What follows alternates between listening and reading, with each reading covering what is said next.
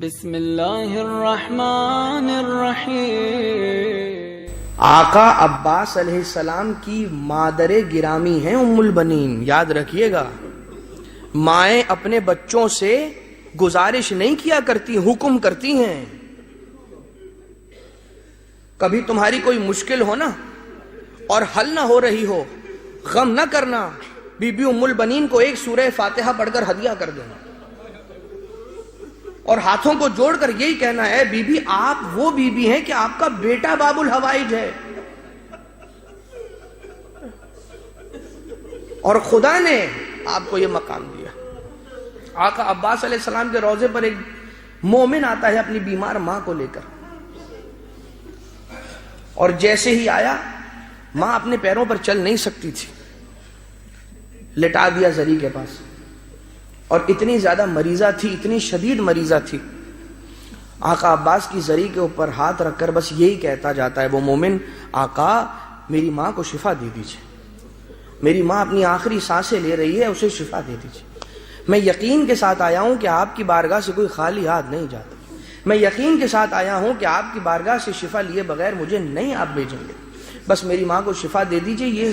یہ باتیں کر رہا تھا مولا سے کہ اس نے محسوس کیا کہ اس کی ماں کی سانسیں ایک مرتبہ اکھڑنا شروع ہوئی، اور محسوس ہوا کہ کبھی بھی وہ وقت آئے گا کہ اس کی روح پرواز کر جائے گی۔ ایک مرتبہ لہجہ بدلا، محبت نہ ہو تو یہ لہجہ نہیں آتا، یقین نہ ہو تو یہ لہجہ نہیں آتا، توکل نہ ہو تو یہ لہجہ نہیں آتا۔ کہا آقا آپ باب الحوائج ہیں، اگر میری ماں نے شفا حاصل نہ کی تو میں آپ کے بابا علی مرتضیٰ کے پاس نجف جا کر آپ کی شکایت کروں گا، میں نجف جا کر آپ کے بابا سے آپ کی شکایت کروں گا۔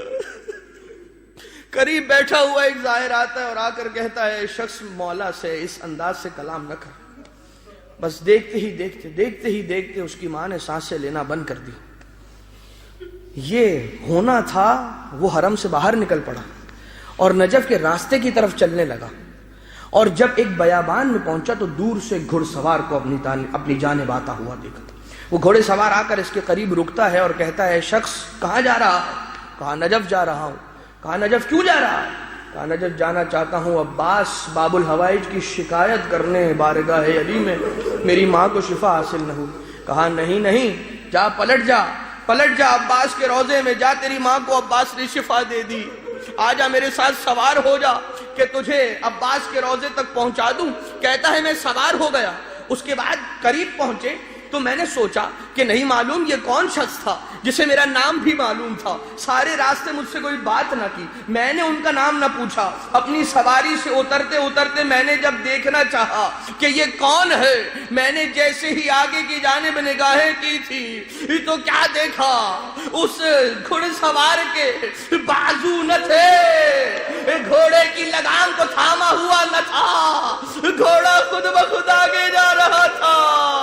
ارے باب الحوائج عباس، سب کی باب الحوائج ہی کرنے والے، اپنی مادر گرامی کا پرسہ قبول کرے، سب کچھ عطا کرنے والے، آپ پر کبھی آپ کی مادر گرامی نے گریہ نہ کیا، جب بھی روئی حسین پر گریہ کیا، مگر وفات سے ایک روز قبل ایک مرتبہ بی بی گریہ کرنے لگی، کہتی ہے عباس تو آج مجھے کیوں اتنا یاد آ رہا ہے، عباس تو مجھے کیوں اتنا یاد آ رہا ہے۔ عباس کو یاد کر کے روتی جاتی تھی، پہنچی ہوئی جنت البقیع جاتی ہے، خود کو قبر زہرا پر گرایا، کہا ہے بی بی فاطمہ زہرا ساری زندگی حسین پر رونے کا وعدہ کیا تھا، مگر آج اپنے عباس پر رو رہی ہوں، اپنے بیٹے عباس کا پرسہ قبول کرو۔ مگر وہ وقت آیا، روتے روتے بی بی ام البنین کی روح پرواز کر گئی۔ سید سجاد کو یہ خبر ملی، امام معصوم کو یہ خبر ملی کہ کوئی مستورہ ہے، کوئی محجبہ ہے کہ جو جنت البقیع میں پڑی ہوئی ہے۔ امام آتے ہیں، آنے کے بعد دیکھا مادر عباس رخصت ہو. بس دو جملے عزیزان محترم پرسا پیش کیا آپ نے ام البنی بی بی کا عباس کی بارگاہ میں. آقا عباس کا پرسا بھی پیش کرتے ہیں بی بی کی بارگاہ میں. ابتدائے مجلس میں آپ نے مرثیہ سنا.